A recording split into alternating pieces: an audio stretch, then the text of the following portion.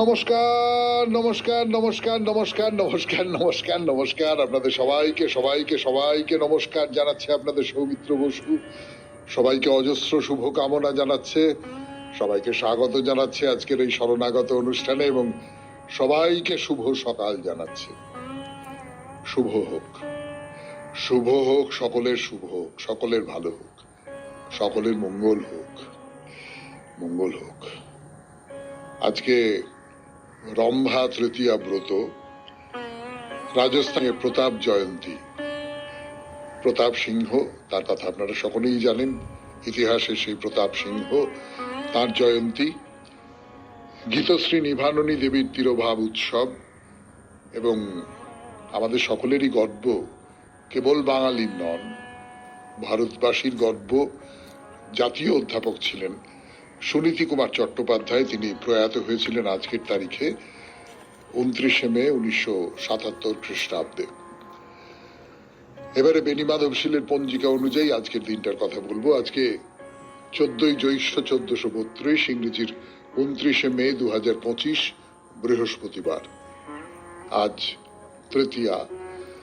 সূর্যোদয়ের সময় ভোর 4:56, সূর্যাস্তের সময় সন্ধে 6:14।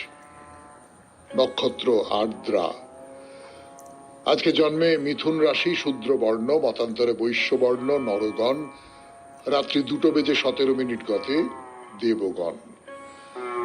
আমাদের হোয়াটসঅ্যাপে চিঠি পাঠাবার নাম্বার আপনারা সবাই খুব ভালো করে জানেন।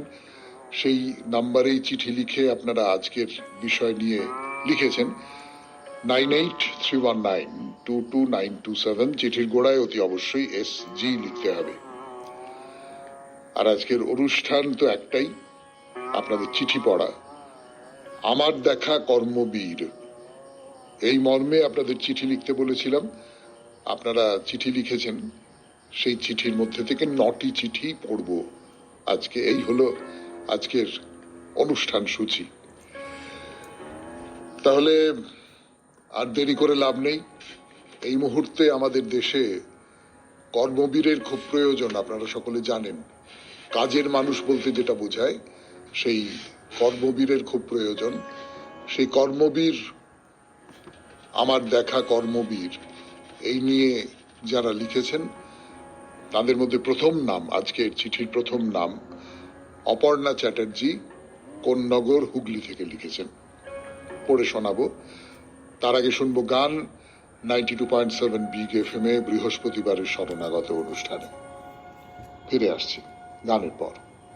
আমার দেখা কর্মবীর, এই নিয়ে অপর্ণা চ্যাটার্জির চিঠি, গানের পর 92.7 বিগ FM এ শরণাগত অনুষ্ঠানে। নমস্কার, সুপ্রভাত।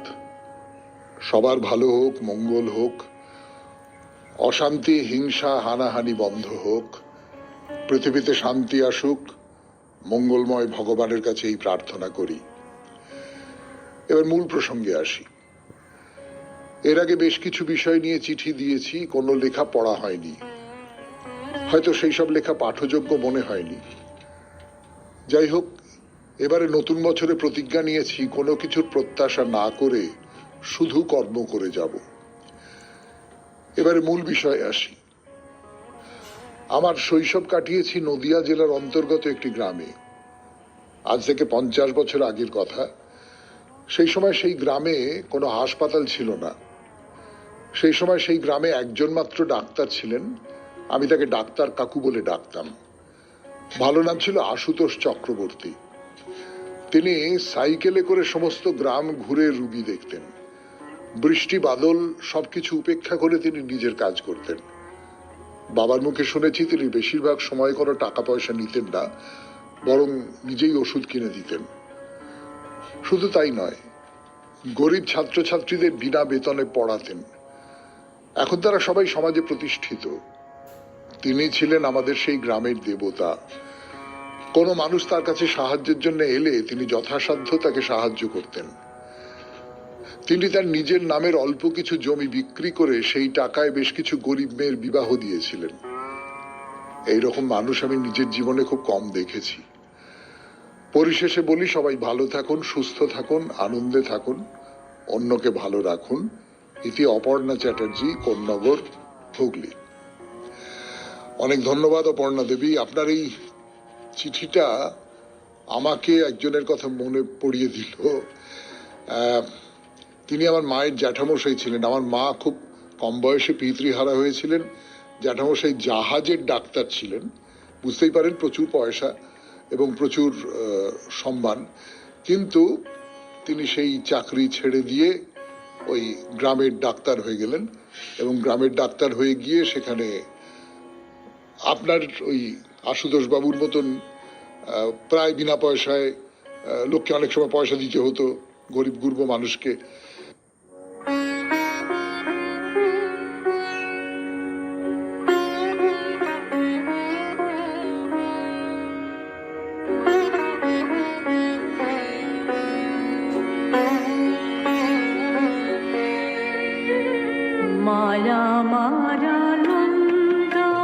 পর এবার চিঠি, রবীন্দ্রনাথ চক্রবর্তীর চিঠি, 92.7 বিগ এফএম এ শরণাগত অনুষ্ঠানে, বিষয় আমার দেখা কর্মবীর। প্রথমেই আপনাকে জানাই আমার সশ্রদ্ধ প্রণাম এবং তার সাথে 92.7 বিগ এফএম এর কলাকুশলীদের ও শ্রোতা বন্ধুদের জানাই আমার আন্তরিক প্রীতি ও শুভেচ্ছা। বিষয়ের উপর লিখতে বসে প্রথমেই বলি, ধন্য সৌমিত্রদা, আপনি একজন সত্যকারের কর্মযোগী। এই রে, সর্বনাশ করেছেন। প্রতিদিন ভোরে যে শুভ শক্তির বীজ আপনি আমাদের মধ্যে রোপণ করে চলেছেন, আমার বিশ্বাস একদিন না একদিন তা মহিরুহের রূপ নেবে। আদর্শ কর্মযোগী বলতে যে সমস্ত বিশ্ববরেণ্য মহামানবদের কথা মনে পড়ে, তাদের মধ্যে অন্যতম স্বামী বিবেকানন্দ, নেতাজি সুভাষচন্দ্র বসু, ঋষি অরবিন্দ, শ্যামাচরণ লাহিড়ী মহাশয়, ভগিনী নিবেদিতা ইত্যাদি বহু মানব কল্যাণে নিবেদিত মহাপ্রাণের কথা। কিন্তু আজ আমি যে আদর্শ কর্মযোগীর কথা বলতে বসেছি, সেই প্রাতঃস্মরণীয় ব্যক্তিত্বকে খুব কাছ থেকে দেখেছি। তার নামের মধ্য দিয়ে প্রকাশ পায় তার জ্যোতির বিচ্ছুরণ। তিনি আর কেউ নন, আমাদের স্কুল উত্তর কলকাতার শ্যামপুকুর স্ট্রিটে অবস্থিত শৈলেন্দ্র সরকার বিদ্যালয়ের প্রধান শিক্ষক, বিদ্যালয়ের প্রাণপুরুষ শ্রদ্ধেয় প্রয়াত জ্যোতির্বিকাশ মিত্র মহাশয়। 1966 সাল পর্যন্ত প্রধান শিক্ষকের দায়িত্ব পালন করেছিলেন এবং তারপর 1979 সাল পর্যন্ত ছিলেন অনারারি রেক্টর। আমার সৌভাগ্য হয়েছিল 1968 সাল পর্যন্ত ওই বিদ্যালয়ে পড়াশোনা করার। স্যারকে যেভাবে দেখেছি, প্রথম পাঠ ছিল ছাত্রদের শৃঙ্খলা পরায়ণ করে গড়ে তোলা। যে নীতিবাক্যের পূজা করেছি তা হলো কাজই পূজা। এই অকৃতদার মানুষটি থাকতেন স্কুলের একটি ছোট ঘরে। তার অনাড়ম্বর জীবন আমাদের শিক্ষা দেয়, জীবনে পুঁথিগত বিদ্যা ছাড়াও প্রয়োজন শৃঙ্খলা, সৎ চিন্তা, মনের দৃঢ়তা, নিজের ওপর বিশ্বাস রাখা।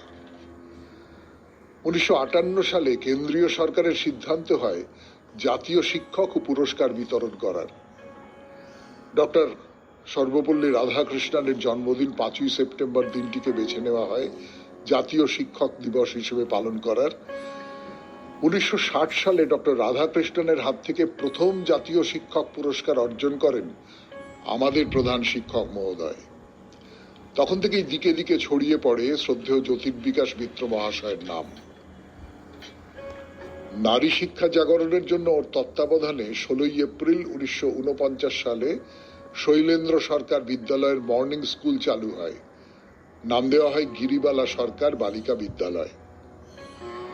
সূর্যের কিরণ যেমন ধনী দরিদ্র সব মানুষের ও প্রাণীদের উপর বিচ্ছুরিত হয়, তেমনি আমাদের হেডমাস্টার মশায়ের শিক্ষা আমাদেরকে রসদ জুগিয়েছে আগামী দিনের পথ চলার। এই শিক্ষা পেয়ে আমরা গর্বিত।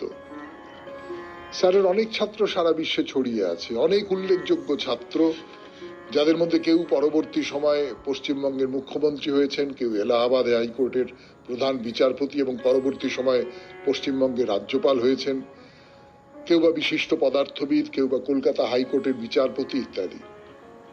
বিখ্যাত সব দিকপাল মানুষ আছেন যাদের নাম এই স্বল্প পরিসরে দেওয়া গেল না। এই আদর্শ কর্মযোগীর মহাপ্রয়াণ ঘটে 15ই আগস্ট 1995 সালে। স্কুল ছাড়ার শেষ 2 বছর ওর কাছে আমার ইংরেজি ভাষা শিক্ষা লাভ করবার সৌভাগ্য হয়েছিল। কর্মজীবনে যেটুকু সাফল্য অর্জন করেছি তার ভিত গড়ে দিয়েছিলেন আমাদের অতি প্রিয় প্রধান শিক্ষক মহাশয়। আমার চোখে দেখা এই আদর্শ কর্মযোগীকে শতকোটি প্রণাম জানিয়ে শেষ করি ওর প্রতি আমার এই শ্রদ্ধার্ঘ্য নমস্কারান্তে। রবীন্দ্রনাথ চক্রবর্তী, কেষ্টপুর, কলকাতা 102। হ্যাঁ, দেখুন, এরকম কত মানুষের কথা জানা যায় এই আপনাদের চিঠিপত্রের মধ্যে দিয়ে। জ্যোতির্বিকাশ বাবুর নাম তো সত্যি সত্যি আমরা কেউই জানতাম না, বা আমরা অনেকেই জানতাম না। তিনি প্রথম জাতীয় শিক্ষকের পুরস্কার পেয়েছিলেন সে কথাও জানতাম না। রবীন্দ্রবাবুর লেখা থেকে এই কথাগুলো জানতে পারলাম, খুব খুব ভালো লাগছে। পরের চিঠিটি লিখেছেন দেবাশিস চ্যাটার্জি, চুঁচুড়া, হুগলি থেকে।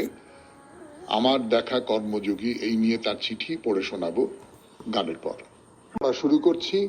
দেবাশিস চ্যাটার্জি লিখেছেন চুঁচুড়া, হুগলি থেকে। আদর্শ কর্মযোগী।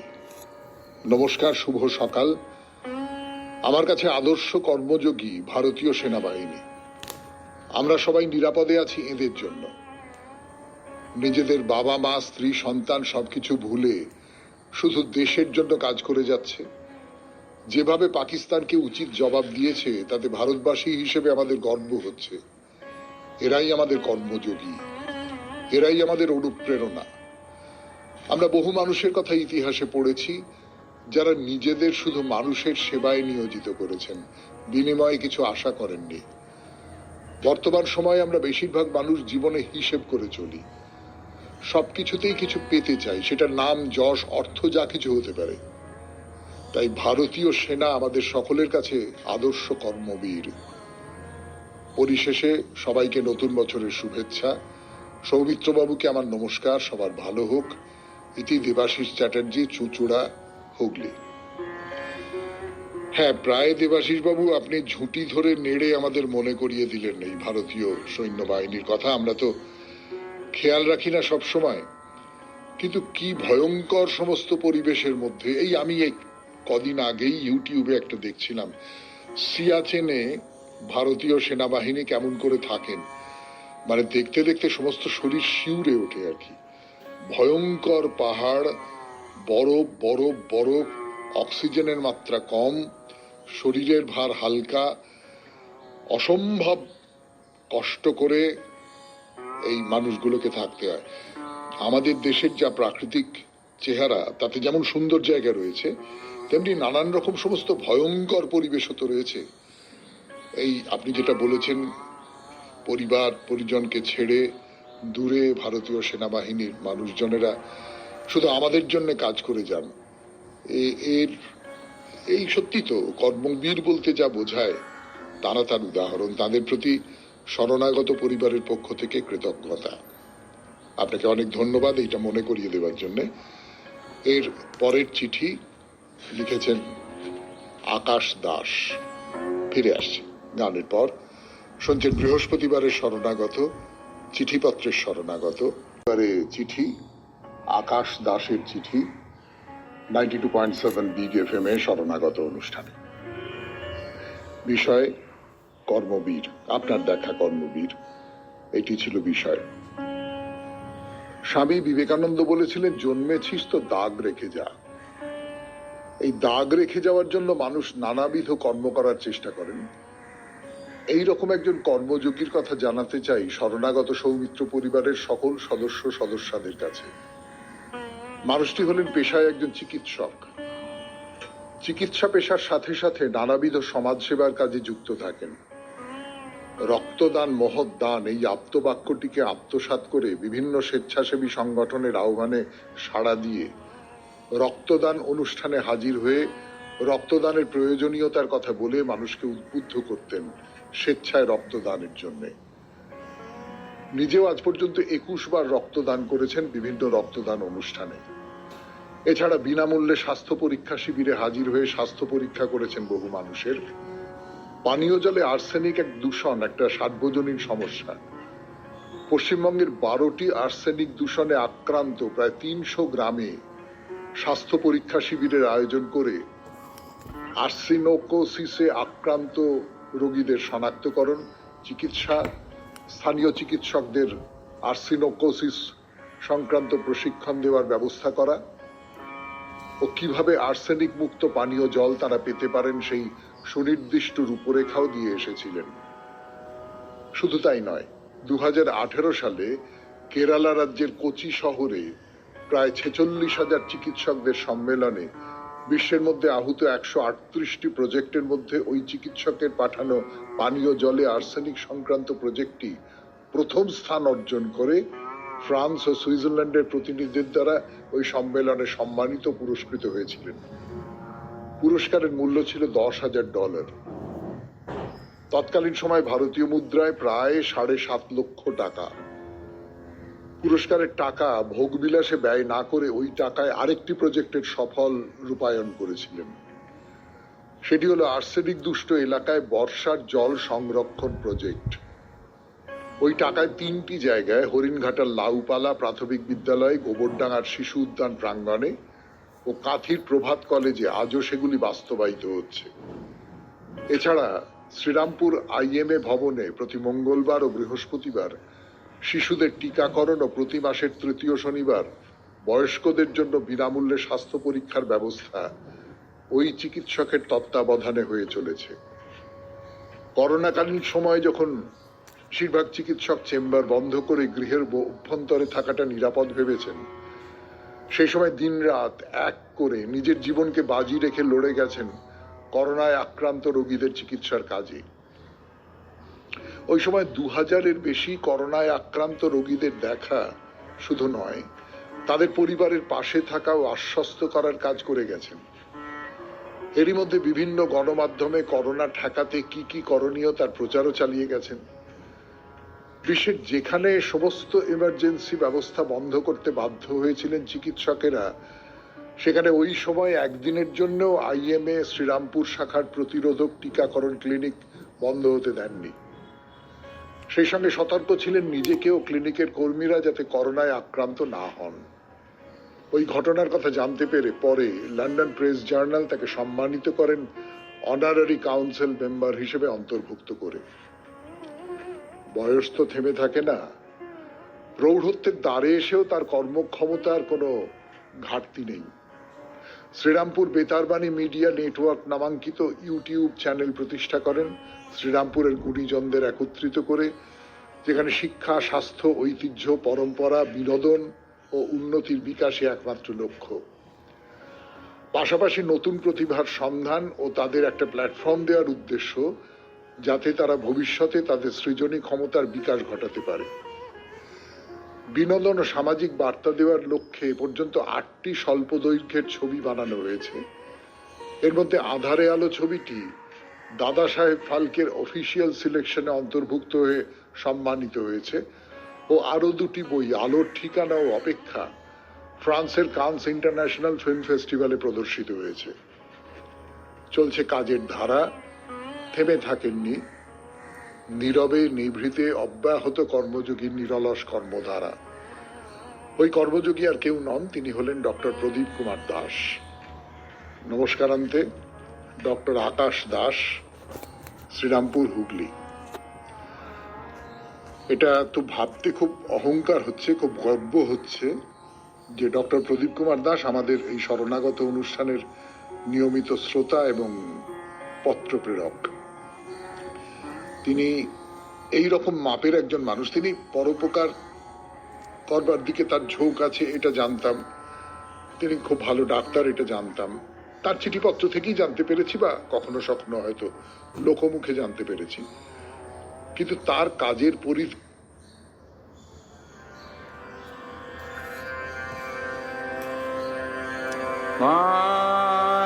অনুষ্ঠানে শ্রীকৃষ্ণ বলছেন, কর্মণ্যে মাধিকারস্থে মা ফলেষু কদাচন। নিষ্কাম কর্মকারী কর্মযোগী কর্মতাপস। সংসারে এদের দেখে মনটা শ্রদ্ধায় অবনত হয়ে আসে। অনেক চিঠির ভিড়ে আমার এই চিঠি কলকে পাবে কিনা জানি না, তবু লিখি। বাবা শর্তা, অঙ্কটা এখনো মেলাতে পারলি নে? এবারে এসএফ পরীক্ষায় জেলায় ফার্স্ট হতেই হবে রে। শর্তা, শরৎ, এই মাধবপুর উচ্চ বিদ্যালয়ের SF পরীক্ষার্থী, খুব ভালো ছাত্র, সব বিষয়ে জলপানি পাবার ছেলে। বিপিনবাবু স্কুলে 3rd মাস্টার। তিনি এসব ভালো ছেলেদের জন্য দিবারাত্র খাটেন। সমর, সলিল, আশুতোষরা এইরকম ছেলে। নিঃসন্তান বিপিনবাবু সেই কবে সস্ত্রীক মাধবপুরে এসে শিক্ষক হয়েছেন। সমাজকে মণিমুক্ত দেবার একান্ত উৎসাহে তিনি এই অজগায়ে মাস্টারি করছেন। গরিব পরিবারের ছেলে সব, তার পুত্র সম। তাদের অনেককেই তিনি তার সামান্য রোজগারে অনেক সময় বাড়িতে রেখে খাইয়ে অঙ্ক, বিজ্ঞান, ইংরেজি প্রায় সব বিষয়ই পড়ান। ক্লাসে তার পাঠদান ছাত্রদের মুগ্ধ করে। অঙ্কের জটিল সমস্যা কত সহজেই না সমাধান করেন। হঠাৎ হঠাৎ ভূগোল কি ইতিহাসের ক্লাসে ঢুকে ছেলেদের পাঠ সম্পর্কিত কত বিষয়ে জ্ঞানের আলো জ্বেলে দেন। কোন ছেলেটা পয়সার অভাবে মায়ের অসুখের ওষুধ কিনতে পারছে না, বিপিন মাস্টার নিজে ওষুধ কিনে বাড়ি পৌঁছে দেন। ছাত্র যাতে পড়ার ক্ষতি না করে, তবু শুকনো মুখে ক্লাস করছে। আরে তনু, মুখটা অত শুকনো কেন রে? খাওয়াই হয়নি, দেখো দেখিনি। এই, তুই আজ থেকে দুবেলা আমার ওখানে খাবি, আমার কাছে পড়বি, সেরা পাস দিতে হবে না? বিপিন মাস্টারের বাড়ি দুবেলা রাবণের চিতা জ্বলছেই। গ্রামের অভাবী দুস্থ ছেলেদের কাছে মাস্টার মশাই ভগবান। স্কুল ছুটির পর বিপিনবাবু বাড়ির সামনে একখণ্ড জমিতে রোজ বিকেলে কোদাল কোপান, কিছু চাষ করবেন। মোড়ল বলে, এ কি মাস্টার, কোদাল কোপাচ্ছ? বিপিনবাবু কোদাল ঘাড়ে বলেন, কর্ম করতে হবে না, সমাজ গড়তে হবে না। ছেলেদের বলেন, কর্ম করো, কর্ম করো, মানুষ হতে হবে। Life is a mission, life is a duty. কুটিরের দাওয়ায় নড়বড়ে চেয়ার টেবিলে বসে বিকেলে গায়ের মানুষজনকে বিনি পয়সায় হোমিওপ্যাথিক ওষুধ দেন। তার গিন্নিও বিপিনবাবুর সব কাজে সমর্থন উজাড় করে দেন। সেবার কলেরায় গা উজাড় হয়ে যাচ্ছে, বিপিনবাবু ঘরে ঘরে হোমিওপ্যাথির বাক্স নিয়ে দৌড়চ্ছেন। তার নিরলস সেবায় গা রক্ষে পেল। এমন নিঃস্বার্থ সেবা বিপিনবাবুর মধ্যে যে প্রকৃত কর্মযোগীকে আবিষ্কার করে। বিপিনবাবু অবসর নিলেন, তিনি গ্রাম ছেড়ে যাচ্ছেন। ফেয়ারওয়েলের পর সারা গাঁ তার পেছনে চলেছে তাদের প্রিয় কর্মযোগীকে বিদায় দিতে। সকলের চোখে জল, ছাত্ররা হাউ হাউ করে কাঁদে। বিপিনবাবু সান্ত্বনা দেন, মানুষ হও বাবা, মানুষ হও, কর্ম করো, সমাজ গড়ো। সবার হাহাকারের মধ্যে কয়লার ট্রেন ধোঁয়া ছেড়ে ঝিকঝিক করে দূরে মিলিয়ে যায়। সনসনে হাওয়ায় একটানা বাজে, life is a mission, life is a duty. Soumitra Chattopadhyay লিখেছেন এটি বারুইপুর থেকে। ভারী চমৎকার চিঠি, অসম্ভব সুন্দর চিঠি। একটা ছোট গল্পের মতন লাগে আর কি। এবং সত্যি সত্যি এইরকম মানুষ, এইরকম মাস্টারমশাই আমরা সবাই দেখিনি হয়তো, কিন্তু অনেকেই দেখেছেন। আমাদের বুনো রামনাথ আমাদের মাস্টারমশাইদের আদর্শ ছিলেন। সেইখানে মাস্টারমশাইদের আজকের অবস্থা, মানে সকলে নিশ্চয়ই নয়, কিন্তু অনেকের অবস্থা দেখে তো কষ্ট হয়, খুবই কষ্ট হয়, কি আর বলবো বলুন। এর পরের চিঠি লিখেছেন ডক্টর প্রদীপ কুমার দাস, যার কথা একটু আগেই শুনলাম আমরা। তিনি চিঠি লিখেছেন আজকের এই অনুষ্ঠানে। পড়ব সেই চিঠি, তার আগে গান 92.7 বিগ FM এ শরণাগত অনুষ্ঠানে। ডক্টর প্রদীপ কুমার দাসের চিঠি, বিষয় কর্মযোগী। যে প্রদীপ কুমার দাসকেই কর্মযোগী বলে চিঠি লিখেছেন ডক্টর আকাশ দাস। পড়ে শোনাই সেই চিঠি। শ্রদ্ধাস্পদেশু, ব্যক্তি জীবনে সকলে কাউকে না কাউকে তাদের আদর্শ ব্যক্তি হিসেবে মান্য করে। তিনি হতে পারেন শিক্ষক মহাশয়, হতে পারেন দীক্ষা গুরু কিংবা জগৎগুরু বা মনীষী ব্যক্তি, অথবা পিতা মাতা। সকলের স্বপ্ন থাকে তাদের মতন বড় হয়ে উঠবে। ব্যক্তিগতভাবে আমার জীবনে বাবার অবদানের কথা আজ স্বীকার না করে পারছি না। ছোটবেলা থেকে দেখে এসেছি গ্রামের লোকেরা বাবাকে বাবা ঠাকুর হিসেবে মান্য করতেন। বাবা ছিলেন স্বাধীনতা সংগ্রামী, স্বাধীনতা সংগ্রামের জন্য জেল খেটেছিলেন। আপোষহীন সংগ্রামী নেতা, একজন সৎ সমাজসেবী, মানুষের আপদে বিপদে সবসময় পাশে থাকার চেষ্টা করতেন। গ্রামের সর্বোচ্চ প্রশাসকের উচ্চ পদে আসীন ছিলেন বলে দিনরাত এক করে কাজ করতেন ও মানুষের সেবা করে যেতেন। তার আদর্শ মানুষ ছিলেন জাতির জনক গান্ধীজি। গান্ধীজির বিশ্বাসে সহমত পোষণ করতেন বলে গ্রামকে গড়ে শহর গড়ো এই বিশ্বাস নিয়ে গ্রামের সব উন্নয়নমূলক কাজে ঝাঁপিয়ে পড়তেন। তার বিশ্বাস ছিল ওয়ার্ক ইজ ওয়ারশিপ, কর্মই ভগবান বা শিবজ্ঞানে জীবসেবা। একবার বর্ষাকালে কেলেঘাই নদীর হাত থেকে বাঁধ রক্ষা করার জন্য গ্রামের লোকজনকে নিয়ে সারা রাত ধরে অবিশ্রান্ত বৃষ্টিধারার মধ্যে লড়াই চালিয়েও শেষ পর্যন্ত বাঁধ ভেঙে বিপুল জলরাশির তোড়ে ধান ক্ষেত ঘরবাড়ি জলের তলায় চলে যাওয়ায় ভাঙা বাঁধের ওপর বসে লোকজনের দুর্দশার কথা ভেবে হাউ হাউ করে কেঁদে ভাসিয়েছিলেন। পরে সহকর্মীদের আশ্বাসে উঠে পড়ে লেগে গিয়েছিলেন বানভাসী লোকেদের ত্রাণের কাজে।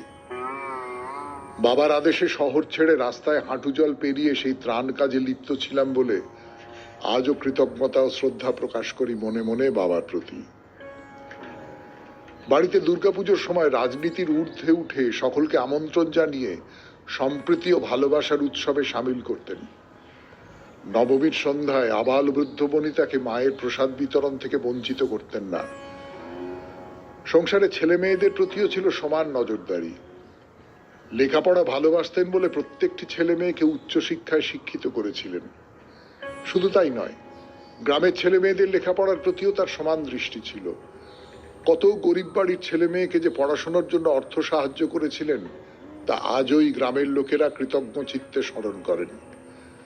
তিনি আজ আমাদের মধ্যে নেই ঠিকই, তবে মনে রাখতে চেষ্টা করি তার কর্মময় জীবনের কথা, চেষ্টা করি মানুষের পাশে দাঁড়াতে, তাদের আপত্তি।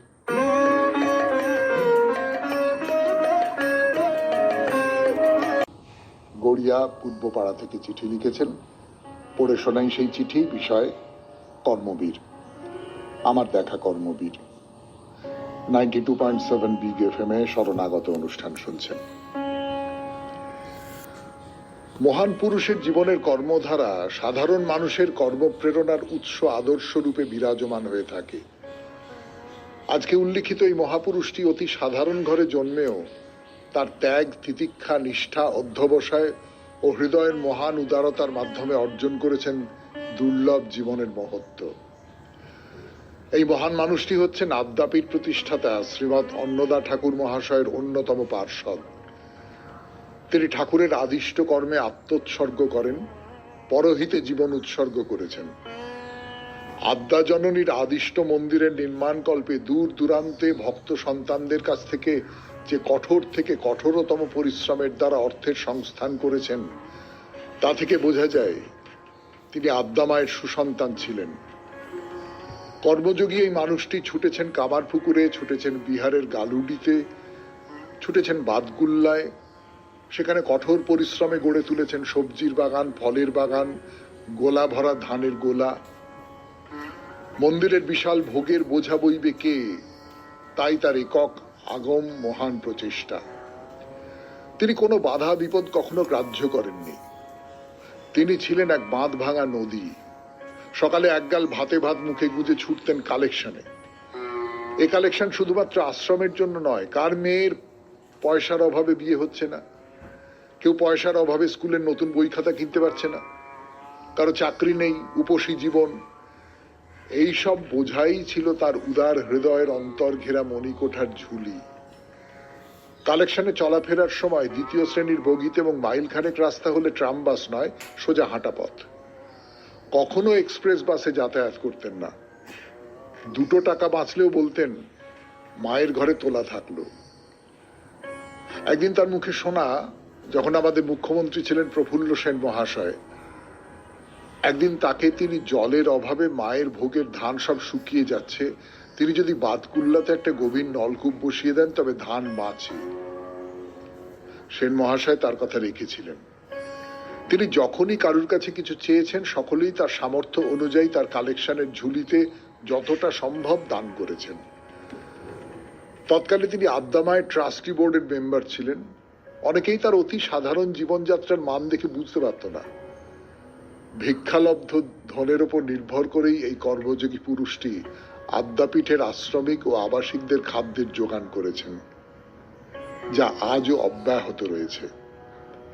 এই বদ্ধ জীবনকে বিষয়াচ্ছন্ন থেকে মুক্ত করে প্রজ্ঞাতীর্থে আত্মশক্তিকে নিয়োজিত করেছেন।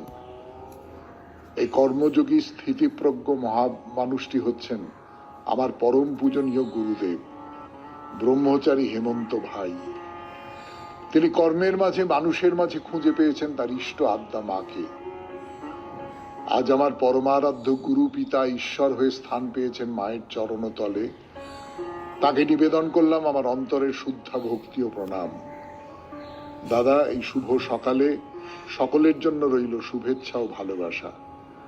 নমস্কারান্তে শিপ্রা চ্যাটার্জি, গড়িয়া, পূর্বপাড়া। না, আমার একটা কথা মনে হচ্ছে যে এরা তো আমাদের জীবৎকালের মধ্যেই বেঁচে ছিলেন, অনেকে এখনো বেঁচে আছেন। এরা যদি এই রকম করে মানুষের জন্য ভাবতে পারেন, কাজ করতে পারেন, তাহলে আমরা ছোটখাটো কাজ করতে পারবো না কেন? আমরা সকলে এদের মতন হতে পারবো না, ঠিক, কিন্তু ছোট ছোট কাজ, সামান্য কিছু হাত বাড়িয়ে দেওয়া মানুষের জন্য, এত স্বার্থপরতার আবহের মধ্যে এই সমস্ত কথাগুলো একটা অন্য রকমের হাওয়া তৈরি করে দেয় না? যাই হোক, পরবর্তী চিঠি লিখেছেন শুক্তি। তার চিঠি পড়ব গানের পর 92.7 বিগ এফএম এ শরণাগত অনুষ্ঠানে। কর্মযোগী বিষয়ে শুক্তির চিঠি 92.7 বিগ এফএম এ শরণাগত অনুষ্ঠানে পড়ে শোনাই। শরণাগত ভাই দাদা সৌমিত্র বোস। ফিকে রাতের কোলে কলতানে গুনগুনে সুপ্রভাত। ছোটবেলা থেকে কত কর্মযোগীর নির্মাণের কথা শুনেছি, পড়েছি, দেখেছি। যেমন দক্ষিণেশ্বর মন্দির, শান্তিনিকেতন, ভিক্টোরিয়া মেমোরিয়াল, তাজমহল সহ আরো আরো। কিন্তু চোখের সামনে তিল তিল করে তৈরি হতে দেখেছি কর্মযোগী কমল চক্রবর্তীর যে নির্মাণ, তার নাম ভালো পাহাড়। 2009 আমার মেয়ে একটা পত্রিকা দিয়ে বলল মিঠু মাসি দিয়েছে। মিঠু মাসি ওদের শিক্ষিকা। পত্রিকাটি পড়তে পড়তে আপ্লুত হয়ে ফ্রকপা শিশুকালের সাথী স্রোতস্বিনী সানিয়াজানের তীরে ধরে ধরে ছুটছি। মিঠুকে ফোন করে জানাতেই আমার স্বামীর সঙ্গে কথা বল। ভদ্রলোক আমার প্রতিক্রিয়া শুনেই লিখে দিন, আমি ছাপবো। আমি তো হতভম্ব, বললাম আমি লিখতে জানি না। উল্টো দিক থেকে অদেখা মানুষটি বেশ কড়া স্বরে, আমি তো জানি আপনি লিখতে জানেন। আমি কি লিখব? ওই যে ফ্রক পরে ছুটছেন, আমি এইটুকু? হ্যাঁ, আমি লিখতে পারি না। আরে কথা তো বলতে পারেন, মুখে যা বলছেন কাগজে লিখে দিন। উফ, কি সাংঘাতিক ছিনেজোকের মতো মানুষ। আমাকে দিয়ে লিখিয়ে রেহাই দিলেন। আমার কাছে ভালো পাহাড় পত্রিকার প্রধান আকর্ষণ কমল চক্রবর্তীর ইতিহাসে পাতিহাস। ভদ্রলোক নিজের খরচে নিয়ে গেলেন ভালো পাহাড়। ঢুকতেই কাঁঠাল চাপা ও তুঁত গাছ দুটো দেখে একান্তে কেঁদে ফেললাম লুকিয়ে লুকিয়ে। ঠিক যেন আমার হারিয়ে যাওয়া ভূমিষ্ঠ মাটি, ভূস্বর্গ, চারু বাগানের প্রতিলিপি, যা একটু একটু করে গড়ে তুলেছিলেন আমার বড় বাবা রায় সাহেব আশুতোষ দত্ত। ভালো পাহাড়ের হাউস ম্যাগাজিনের ইতিহাসে পাতিহাস রোজ নামচা পড়তে পড়তে বুঝলাম একজন কর্মযোগীর একটা নির্মাণের পিছনে কত ব্যক্তি সুখ স্বাচ্ছন্দ্য বিসর্জন দিলে তবেই নির্মাণ সত্যি নির্মাণ হয়ে ওঠে। প্রত্যয় ঠাসা আত্মবিশ্বাস, অক্লান্ত পরিশ্রম, ইচ্ছাশক্তি আর একগাল নির্মল হাসি পারে কর্মযোগীর নির্মাণ সৃষ্টি করতে। উপলব্ধি বলে জন্ম থেকে মানুষ কখনো মহান হয় না, মানুষের কর্মই তাকে মহান করে। 30 আগস্ট 2024। নির্মাণ সৃষ্টিকারী কর্মযোগী বৃক্ষনাথের পূজারী প্রণম্য কমল চক্রবর্তী চিরতরে চলে গেলেন তারার দেশে। নিজের হাতে লাগানো 10 লক্ষেরও বেশি ডালের তৈরি অগ্নিশয্যায় শুয়ে কর্মযোগীর মুখ ও মনের একান্ত আপন মন্ত্র, জয় বৃক্ষনাথ, জয় বৃক্ষনাথ, জয় বৃক্ষনাথ। পৃথিবীর দূষণ দূর করা, আকাশ নামক নীল পদ্মরক্ষার চিরসত্য চিরস্থায়ী সবুজ মন্ত্র, জয় বৃক্ষনাথের শুভ কামনার শুভেচ্ছায়। শক্তি, তারক দত্ত রোড, কলকাতা 19। কমল চক্রবর্তী সম্পর্কে লিখেছেন, আমার বড় ভালো লাগলো তার কারণ, এবং ভালো পাহাড় সম্পর্কে লিখেছেন। কমল চক্রবর্তী কিন্তু খুব বড় মাপের একজন কবি এবং লেখক, বেশ বড় মাপের একজন কবি। তিনি নাম খ্যাতির দিকে দৌড়লেন না, কিন্তু খুবই বড় মাপের কবি। তার মানে তার কবিতারই একটা ধরনের প্রসারণ বলতে পারেন, তার এই গাছপালা ইত্যাদি ইত্যাদি, অথবা উল্টোটা, তার এই গাছপালা, ভালো পাহাড়, প্রকৃতি, এখানকার মানুষজনকে নিয়ে কাজ করা, তার একটা প্রসারণ হয়তো তার কবিতার মধ্যে আছে। এবারে আমাদের আজকের শরণাগতের শেষ চিঠিটি লিখেছেন সঞ্জয় ঘোষ, সল্টলেক থেকে। পড়ে শোনাবো সেই চিঠি। তার আগে বলা বাহুল্য, গান 92.7 বিগ FM এ শরণাগত অনুষ্ঠানে। সল্টলেক থেকে সঞ্জয় ঘোষ কর্মবীর সম্পর্কে চিঠি লিখেছেন। সেই চিঠি পড়ব 92.7 বিগ FM এ শরণাগত অনুষ্ঠানে।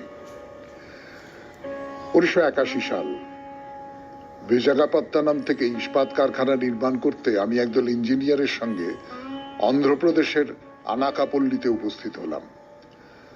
আমার কাজ ইস্পাত নগরী নির্মাণ শুরু করা।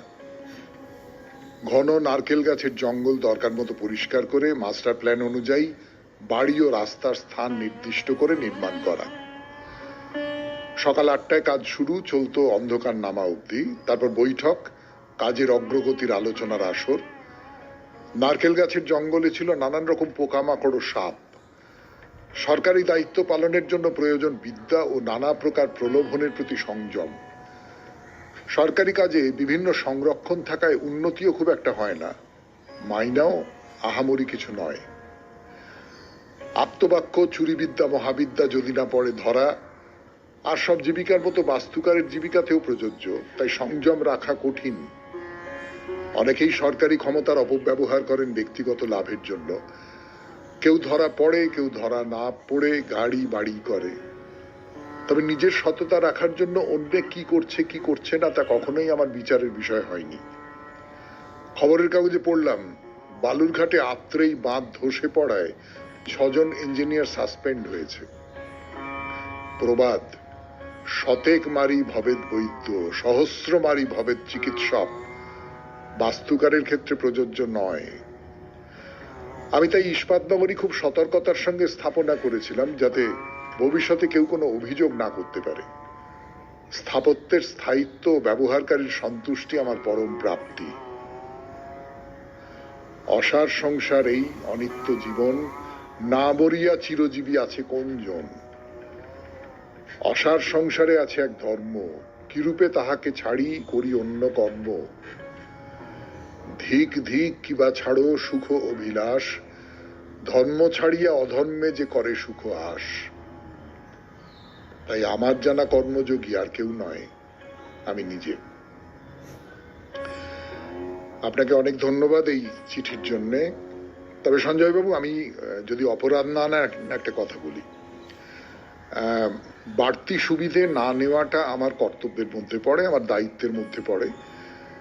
সেইটা না নেওয়া আমার নিজের মনে হয়, সেইটা না নেওয়ায় আমার আলাদা করে কৃতিত্বের কিছু নেই। হ্যাঁ, আমরা যে সমাজের মধ্যে থাকি তাতে করে এটা প্রায় আলাদা কৃতিত্বেরই বিষয় হয়ে দাঁড়িয়েছে। কিন্তু সত্যি সত্যি আমি ঘুষ তো নেব কেন? নেওয়ার তো কোনো কারণ নেই আমার। আমি একজন মাস্টার মশাই, তিনি ভালো করে পড়াবেন না কেন? না পড়াবার তো কারণ নেই, তিনি তার বদলে মাইনে পাচ্ছেন। একজন চিকিৎসক চিকিৎসা করবেন না কেন? ভালো করে ঝুলিয়ে রেখে দেবেন কেন? অন্য পথে উপায় করবার চেষ্টা করবেন কেন? এসবের তো কোনো কারণ নেই এমনিতে। মানে এইগুলো করাটাই তো উচিত।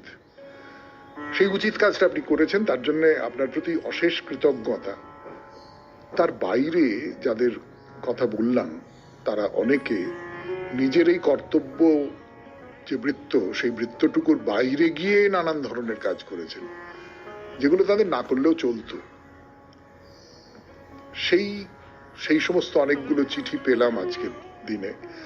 আজকে সকালবেলায় সেই সমস্ত পুণ্যবান মানুষদের কথা শোনালাম আপনাদের, এবং নিশ্চয়ই আমার যা মনে হচ্ছে আপনাদেরও তাই মনে হচ্ছে। আজকে সকালটা খুব সুন্দর হয়ে গেল। প্রতি সকাল সুন্দর হোক এই কামনা করব শরণাগত পরিবারের পক্ষ থেকে। সবাই খুব ভালো থাকবেন, আনন্দে থাকবেন। চিঠি লিখবেন এই হোয়াটসঅ্যাপের নাম্বার 9831922927। চিঠির গোড়ায় অতি অবশ্যই SG লিখতে হবে, সেটা আপনারা জানেন। আর কি, নমস্কার। নমস্কার নমস্কার নমস্কার নমস্কার নমস্কার নমস্কার নমস্কার আপনাদের সবাইকে সবাইকে সবাইকে নমস্কার জানাচ্ছে আপনাদের সৌমিত্র বসু। সবাইকে অজস্র শুভ কামনা জানাচ্ছে, সবাইকে স্বাগত জানাচ্ছে আজকের এই শরণাগত অনুষ্ঠানে, এবং সবাইকে শুভ সকাল জানাচ্ছে। শুভ হোক, শুভ হোক, সকলের শুভ হোক, সকলের ভালো হোক, সকলের মঙ্গল হোক, মঙ্গল হোক। আজকে রম্ভা তৃতীয়া ব্রত, রাজস্থানে প্রতাপ জয়ন্তী।